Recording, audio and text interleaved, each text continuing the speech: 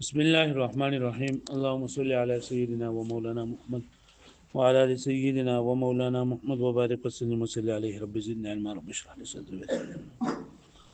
خالي نو مخ سبق منګه دا ویلو چې دا وصل او فصل شپږ صورتونه دي پای کې په سلورو کې فصل متعین دی او په دوو کې وصل متعین دی نو منګه دا ویلو چې کم سلور صورتونه دي پای کې چې فصل وي نو پای کې یو منګه بلوز ویلو چې دوانو صورتونو باندې کې کمال انقطاع وي او کمال انقطاع کله وی چې کله دوانو جملې د یو بل سره مخالف وي یعنی یو جمله د لفظ او معنا دوانو په اعتبار سره خبري وي او دویمه د لفظ او معنا دوانو په اعتبار سره انشاء وي یا د لفظ په اعتبار سره خبر وي او د معنا په اعتبار سره انشاء وي دویم صورت د فصل موږ ویلو چې د دوانو په منځ کې کمال اتصال وي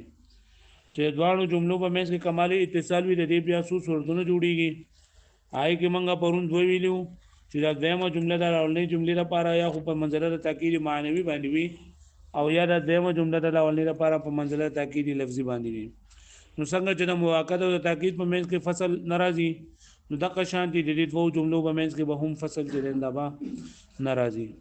د اولنۍ لپاره مثال چلنده ذکر کړو ذالک الکتاب لا ریب فیه وذالک الکتاب لا ریب فیه لا ریب فیه چې نه دا د ذالک الکتاب د لپاره تاکید معنوي دی او هدل للمتقین دا د سره د هدل للمتقین د ذالک الکتاب د لپاره لکه تاکید لفظي وس دا وی چې دا دیمه جمله با چې کله د دوه جملو په منځ کمال اتصال وي هاي پنځه صورتونه جوړیږي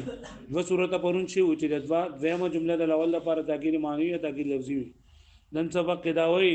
چې دا دیمه جمله د اولنۍ جملې لپاره یا بدل الاستعمال وي بدل الاستعمال وي بدل تاسو ویلو چې هغه تابع ته ویل کېږي چې په نسبت کې مقصود دا تابع وي چې په نسبت کې مقصود دا تابع وي مطبوع او مبدل منه صرف د توتیه او تمهید د پاره وړل شوی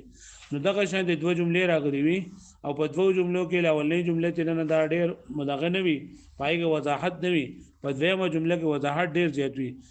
لکه الله تعالی مثال ذکر کړل امدکم بما تعلمون چې الله تعالی هغه ذات ته چې تاسو امدادي کړی پاسه باندې تاسو پوهوي او بیا ورسول الله تعالی لیکلی دي امدکم بانعام وبنین وجنات وعيون چې الله تاسو زامن درکړي تاسو ساروي درکړي تاسو باغونه درکړي نو دا د دې لپاره بدلول بعض ده پوه شو به معنی او یا به د دیمه جمله به د اولنۍ جملې لپاره د سیت پوي لکه څنګه چې بدل الاستعمال ده بدل الاستعمال نو او یا به د دیمه جمله د اولنۍ جملې لپاره به بیان وي لکه څنګه چې مبین او بیان د دې په منځ کې چې نه د فصل ناراضي جو دقه شانتي بده دغه جمله چې په منزله د دویمه جملې د اولنۍ جملې لپاره وضاحت کړي بیان کړي نه کې هم فصل ناراضي وګورئ وڅو از دریم صورت لري دا نه بیانې او بدلا منها او یعنی لكون الجمله الثانيه بدلا منها چې دا دیمه جمله بدل اولنۍ جملې نه بدل وي منها اي من الاولى لانها زکه چې دا اولنۍ جمله غیر وافيه بتمام المراد هغه خپل مراد لره او پوره کوونکی نه ده خپل مراد یعنی د دې سره پجرې سره هغه مطلب واضح کیږي نه د واضح مطلب بیانول لپاره پورا نه ده وافي نه ده پورا نه ده او کا غیر وافي یا په شان د غیر وافي ده مطلب دا کنه چې د اولنۍ جملې چې دا اولنۍ جمله نو په دې باندې دا مطلب صحیح واضح کیږي نه مطلب به پوره کیږي نه د دې وجنه د دویمه جمله د اولنۍ لپاره خو وضاحت وکړو نو دا اولنۍ جمله به یا غیر وافي وي او یا په شان د غیر وافي وي غیر وافي یعنی چې پوره کوونکی نه خپل مطلب لره او كغير الوافيه حيث يكون في الوفاء قصور ما چې د دې په وفا کې په پوره کول کې قصور بګي یا بګي خفاوي خلاف الثانيه په دویم جملې نه خلاف فانها وافيه كمال الوفاء ځکه چې د دویمه جمله د اولنۍ جملې په نسبت سره ډېر وافي ده واښوي مکمل وفا ده بګي خپل مطلب واضح کولو کې پوره ده اولنۍ جمله چې دا پوره نه به مطلب واضح کولو کې والمقام يقتضي اعتناء بشانه او دا مقام چې دا تقاضا کوي د اهتمام شان د ودی شان المراد لنقطه د نقطې د وجنه نقطه بسوي ککونه ځکه چې یا قیدل لري مراد مطلوبا فی نفسه یا به د خپل ذات په اعتبار سره مطلوبي او فزيعا یا به بدوي او عجيبا یا به ناشناوي او لطيفا یا به باریک خبر وي نو ونزلت الثانيه من الاولى منزله بدل البعض او الاحتمال نو دا دویمه جمله به راګوزولېږي په منځ د اول باندې دا دویمه جمله به د اولنۍ په جملې باندې په نسبت سره د سی لکه بدل البعض یا احتمال پوه شو باندې فالاول الاولنی لپاره مثال چې د دویمه جمله د اولنۍ لپاره بدل البعض په شان دی الله تعالی فرمای امدکم بما تعلمون الله تعالی هغه ذات دی چې امدادي کړی دی تاسو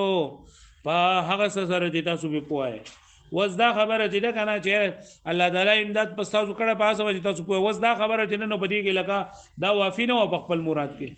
چې لکه سست سجونه دي چې الله تعالی په منګ پای باندې پوهه نو هغه وذات الله تعالی کړه امدکم بانعام وبنین چې الله تعالی امداد کړه تاسو په سارو سره او په زامنو سره وجنات او په باغات سره وعيون او په چینو سره ان تاسو الله پاک دا رسونه چې انده درکړي فإن المراد التنبيه على نعم الله تعالى وي مراد دلته کې د الله تعالی په نعمتونو باندې تنبيه ده ها چې الله تعالی تاسو رقم نعمتونه درکړي چې تنبيه وشي والمقام يقتضي اعتناء بشانه او مقام چې دا تقاضا کوي د اهتمام شان لکونه مطلوبا في نفسه وذريعه الى غيره ځکه چې دا خپل ذات په اعتبار سره مطلوب دی او نور د بار ذریعہ ده والثانيه دا دویمه جمله اعني قوله تعالى امدكم بانعام وبنين الى اخر اوفى بتاديته اندا خپل مراد لرا مراد په ادا کولو کې ډیر وافي ده پوره ده اي بتاديه المراد الذي وتمي لدلالته عليها بالتفصيل ځکه چې دا الله تعالی په نعمتونو باندې دلاله کوي په تفصیل سره لکه پوه شو به باندې ها چې دا دویمه جمله لکه امدکم بما تعلمون په دې کوم د الله تعالی نعمتونه دي خدا خپل مطلب لرا ډیر واضح کیدون کې نه پورا نه ده مراد خپل نه پورا کوي او امدکم بنام د دویمه جمله خپل مطلب لرا زیات واضح کوي پورا کوي بالتفصيل په تفصیل سره من غیر احاله بغیر دا حائل کېدو على علم المخاطبين المعاندين فوزان وجهه في اعجبني زيد وجهه اعجبني زيد وجهه وې د دې امدکم بما تعملون امدکم بما د دې مثال دی لکه څنګه چې اعجبني زيد وجهه دی نو اعجبني زيد وجهه کې دا ته زید ما ته خو لګیدو یعنی مخ ده هغه نو دا وجهه چې لري زید د پاره دا بدل البعض نو دغه شاد دا امدکم انعام وبنين دا امدکم بما تعلمون د پاره بدل البعض دی لدخول الثاني في الاول د وجه د دینه چې دا دویم داخل له باول کې لکه څنګه چې وجه الزید دا په زید کې داخل دی دغه شاد امدکم بانعام وبنين وجنات وعيون دا هم په امدکم بما تعلمون کې داخل دی پوه شوي لان ما تعلمون ذکر ما تعلمون چې يشمل الانعام وغيرها دا له ثروت هم شامل له دین علاوه نور هم شامل له والثاني دویم نمبر مطلب دا دی چې دا دویمه جمله د اولنی لپاره بدل الاجتمال وي بدل الاجتمال دي ته ویلېږي چې دا بدل نه مبدل منه نه کل وي او نه جزء وي بلکې تعلق وسروي لکه مثال د سولې بزید صوبه یته اعجبني الدار حسنها نو دا لګي دا او والثاني يعني المنزل المنزله د بدل الاجتمال دي دویمه جمله په منزله د بدل الاجتمال باندې اقول له ارحل لا تقيمن عندنا والا فكن في السر والجهر مسلما اقول له ارحل ما دو ارحل سفر کوا زل دي دینا لا تقيمن عندنا تزم سرا دل کی مبات کیگا والا فكن في السر والجهر مسلما وکذ دین بیا پټا او پخکار باندې مسلمان شه وذكر لګی دا ارحل ویل دی اول جمله ارحل چې تزر دی دینا نو دا جمله جنان دا لګه په خپل دای کې واضح نه و خپل مطلق مراد کې واضح نه او پشان د غیر واضح و ځکه چې پته نه چې ارحل دی دا مطلب دی ته دغه لګو درېګا یا دغه نه هغه ده او د دې جملې د هغه وضاحت کو چې لا تقیمن عندنا زمون سره تم قیامت کو بدل لګي نو دل لګي لا تقیمن بریګي قانون تاکید ثقيله ذکر کړه ده او نه مطلب چې تر دې نه ځا نو په دې دویمه جمله کې د اولنۍ جملې لپاره دا هغه مطلب ولا خواځ کړه ده لکه پوه شو به معنی او دا بدل الاستعمال له ځکه چې رحل دا په مختلف طریقو سره کیږي نه لګي ولاتو فان المراد به ځکه چې مراد لري يكون ارحل کمال اظهار الكراهه لاقامته چې دې مخاطب د اقام کېدلو دا غنا ډېر زیات کراهت ظاهرول لپاره کمال کراهت ظاهرول لپاره وقوله لا تقيمن عندنا اوفى بتاديته دا مراد واضح کول لرا هغه کې خ کافی دی پوره دی لدلالته زکه چې دا لا تقيمن دلالت کوي على كمال اظهار الكراهه لکه پوښتنه باندې معنی لکه ارحل لکه زره دی نه نو دا پرې خبره باندې دونه دلیل نه کوي دا دلالت پرې خبر باندې نه کوي چې دا ستاره ودریدل لګي ستاره قائم کېدل لګي ستاره اوسېدل لګي ماته بد لګي او کته ورته دا وې کنه چې لا تقيمن عندنا نو دا ډیر زیات واضح دی نه واښو مراد لره خو واضح کوم کړي بالمطابقه مع التاكيد زګه چې دلته په تاکید سره چې تاکید په کوم راوړل شي ما من نون د نون لکه لا تقيمن نون تاکید سره به راوړل وقولها مطابقه او بل چې دا مطابق دی په اعتبار د وجه عرفي سره حيث يقال چې ولګي لا تقوم عندي اي لا تقوم د مسره مو درېګا د مسره مګ ولا يصد كلمه كفو على الاقامه او مقصود نوي دا د اقامت نه منع کول ده بل مجرد اظهار كراهه حضوره بلکې صرف دغه حاضر کېدل لګي دی بد غني یعنی نور هغه حکم نه کوي چې مسره ما حقیقت فوزانو لا تقيمن عندنا د سیده کنه لکه څنګه چې اعجب الدار حسنها چې ما دا کور د ما خوښ شو یعنی حسن د هغه مې خوښ شو نو څنګه چې په حسنها کې د حسنها د ادار د بارا بدل الاستعمال له د قشنت دا لا تقيمن عندنا د ارحل لپاره بدل الاستعمال له وزانو وزانو لا تقيمن عندنا وزانو حسنها في اعجب الدار حسنها اعجب الدار حسنها لان عدم الاقامه مغاير للارتحال ذكر عدم اقامه يعني نو دري نو سيد لګي دا مغاير ده د ارتحالنا او بدل الاستعمال دي ته وایي کنه چې هغه بدل منهونه مغاير وي نه کل وي نه بعض وي فلا يكون تاكيد نه تاكيد څنګه چې دوه الفاظ برابر دي مغايرت ته پکې او غیر داخل فيه داخل پکوم نه چې داخل نه نو فلا يكون بدل البعض پکونه پوښوي وځي وای چې تا خدای ذکر وکوم مونږ ته چې دا دویمه جمله بدل اولنې لپاره بدل البعض وي یا بل دویمه جمله د اولنې لپاره بدل الاحتمال وي نو اصل خو بدل کې بدل الكل بدل الكل بګی ذکر نه کوم ته نو ولم يعتد ببدل الكل بدل الكل دې هغه شمار بګی نه راکړل شي لانه انما يتميز عن التاكيد بمغايره اللفظين ځکه چې دا بدل وی جداوی د تاکید نه په دوه لفظونو سره د دوه لفظونو په بدلیدو سره او دویم دا خبره ده وقول المقصود والثاني چې په بدل کې مقصود دا دویم سیز وي او په تاکید کې مقصود دا مؤکد وي تاکید دا د وضاحت لپاره څه راغلی واښو به معنی مؤکد او په تاکید کې او په بدل مبدل منه کې څه فرق ده یو فرق ده په نسبت کې مقصود تابع وي بدل وي مبدل منه د توتیه او تمهید لپاره وړل شوی او په مؤکد او په تاکید کې مقصود به نسبت مؤکد وي تاکید دا د وضاحت لپاره وړل شوی وهذا لا يتحقق في الجمل او دا نه متحقق په جملو کې لا سیما التي لا محل لها من الاعراب خاص کر باغ جملو کې د لپاره محل الاعراب نه وي یعنی دا بدل کل دا باغ جملو کې نه راځي په کوم لپاره چې محل الاعراب نه وي ما بينهما سره د دینه چې د عدم اقامه د حل په منځ کې مناسبت شته مناسبت لزوميه فيكون والاحتمال بدل الاحتمال لا جوړېږي والكلام في ان الجمله الاولى اني ارحل ذات محل من الاعراب مثل ما مر في ارسن ويدل خو دغه تا موږ ته دا خبرې ذکر کړې د اول چې محل الاعراب دغه لپاره نه نو هغه مثال نو بیا ذکر کو کنه نو دلته خو د دې جملې د اقول له ارحل لا تقيمن عندنا نو د دې لپاره محل الاعراب شته ځکه دا ارحل لا تقيمن عندنا د دوانه د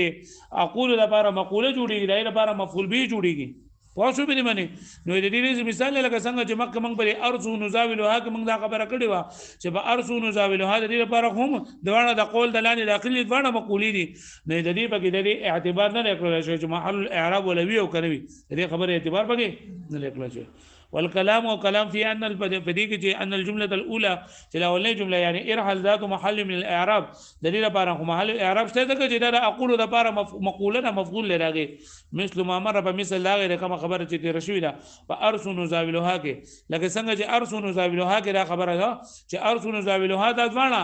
دا د قول د لاندې د عقل د ځوانه مقولې دي او الته مهم د محل الاعراب اعتبار نه کړی شي درې هم دلته هم وذلك فمثال ولي ذكر له وانما قال في المثالين فمثال ان الثانيه اوفى ذكر ذم مثال ذم جمله الاولانيه اوفى لان الاولى وافيه ذكر الاولانيه جلندا پوردا هم عذر من القصور سلقون دغه قصور بغشته کمواله بغشته باعتبار الاجمال باعتبار الاجمال لپاره کې اجمال له وعدم مطابقه دلاله او بلته عدم مطابقه دلاله دغه بغنيشته مطابقت بغنيشته ده فصارت كل غير الوافيه ودا فهمه جمله دا اقول لو ارحل دا دې شوا لغير غير وافيه پوښو بني معنی یا او يكون او لكون ثانيه بيانا لها للاولى یا ورات فهمه جمله چې کمال اتصال وی داغه لپاره پنځم صورت اخرنه صورت داره چې د فهمه جمله بدل اولنې جملې لپاره دا بیان وی بیان لکه څنګه چې ګوره مبین او بیان وي مبین نسبت کې مقصود مبین وي او با مبین کې ابهام وي پای کې خفا وي بیان هغه وضاحت لنداو کی لکه څنګه چې اقسم بالله ابو حفص عمر ما مسها من نقب ولا دبر نو دل کې اقسم بالله ابو حفص نو دا ابو حفص دا مبین دی یعنی بری کې خفا او ابو حفص وکته نو رسول عمر دا بیان وکړو د قشان دی الله تعالی فرمای فوسوس الیه الشیطان چې دی ادم علی السلام ته شیطان وسوسه واچولا وسوسه ورته واچولا پدې کې خفا وا نو قال یا ادم هل ادلك على شجره الخلد وملك لا يبلى دا وضاحت دی وکړو چې شیطان ورته وی چې اے ادم علی السلام هل ادلك على شجره الخلد تا د زوخه مې ونه د همیشګری چې دی خو همیشه پاتې شي په جنت کې وملك لا يبلى او د سی بچا برته ملو شي نو ګوره دی هل ادلك على شجره الخلد دې مخه خبره کې کما خفا چوا اخفا پټکړه ختم کړه او لكون الثانيه بيان الله يا بلد فهم جمله الاولانيه لپاره بیان ویلاو لخفائها في الاولى ځکه چې د اولانيه جمله چې نن بری کې خفا ده او هغه سره فوسوس الیه الشیطان پس وسوسه وکړه د ادم علی السلام ته شیطان قال اول للشیطان یا ادم اے ادم علی السلام هل ادلك على شجره الخلد ایا زستا دلالت وکم تا ته خو مزه تا هغه ونه د همیشګری و ملک او داسې بچی لا چې نه بزړیږي فإن وزانه بشك وزن لري على وزن قال يا آدم وزن عمر دا عمر بشن دی په قول لريږي اقسم بالله ابو حفص عمر قسم وکړو په الله تعالی باندې ابو حفص وکړو نو بریږي خفاوه عمر ما مسها من نقب ولا دبر چې نه ده رسیدلې دی ته سوره ورته نه رسیدلې او نه پملا کې چې نه د زخم رسیدلې نه سوره شوی نه پملا کې زخم دی اللهم اغفر له الله اغفر له اللهم ان كان فجر دا واقعیت اوس د خود اولانه د شعر روان دي چې لکه دا راغی سړی راغی او بیا راغی عمر رضوان ته او ورته وی چې لکه دما کور لري او دما دا اوخه او دا لکه د لټه شوی دا خپې خرابې دي او سورې پکې شوی دی په املا کې نو لکه ته مال دغه وکه مال اوس ورلې راکا جو عمر ځان وي دا دروغجن دی د دروغ وي دروغ وي اورته چې دروغ نه وایم خو دغه چې دی نو دا ورته عمر دې چې دروغجن دی دروغ وي جدا روان شو د ځان سره دی وي اقسم بالله ابو حفص عمر قسم وکړو ابو حفص په الله باندې ابو حفص یعنی عمر ما مسها من نقب ولا دبر چې نه دی ساروی ته رسیدلې ده زخم او نس ملای خراب شوی ده اغفر اللهم ان كان فجر ای الله ته وبخې کده دروغجنی پریږي عمر ځان راوخته او ورته چې راشه دغه وکا سوالې مله وکړو دواره تکو بخانه را تکو دا ما کپل لګو ساتل حيث جعلت ثاني بيانا وتوضيحا للاول دلګی رات به جمله د اولنې لپاره بیان او وضاحت ګرځیدل نه وسوي کنه چې فوسوس الیه الشیطان قال یا ادم ندلګی را فوسوس الیه الشیطان دا ټوله جمله مبین ده او قال یا ادم هل ادلک دا ټوله جمله ته دا بیان ده یا واځي وی بعضی کسانو بغیر ویلي چې فوسوسه دا وسوسه ټکه صرف نه نه و صرف پدې کې ابهام خفاوه نو بقال سره ابهام ختم کو دا خبره صحیح نه ده وظاهر او ظاهر دار ان ليس لفظ قال بيانا وتفسيرا للفظ وسوسه چې دا صرف لفظ د قال دا بیان او تفسیر نه دی صرف د لفظ د وسوسه حتى يكون هذا تشيدا من باب بيان الفعل دون البيان چې بیا کده شي کنه نو بیا بلګه په فعل کې ابهام او فعل هغه ابهام ختم کو د جملې ابهام په جملې سره ختمېدل مثال بنشي بل المبين بلکې مبين هو مجموع الجمله ټول جمله ده هغه په شو باندې نو دا د صورتونه چې اولنې د فصل شرور صورتونه د صورتونه او چې د صورتونه اولنې کمال انقطاع دویم کې کمال اتصال وسبه شبه کمال انقطاع او شبه کمال اتصال وایي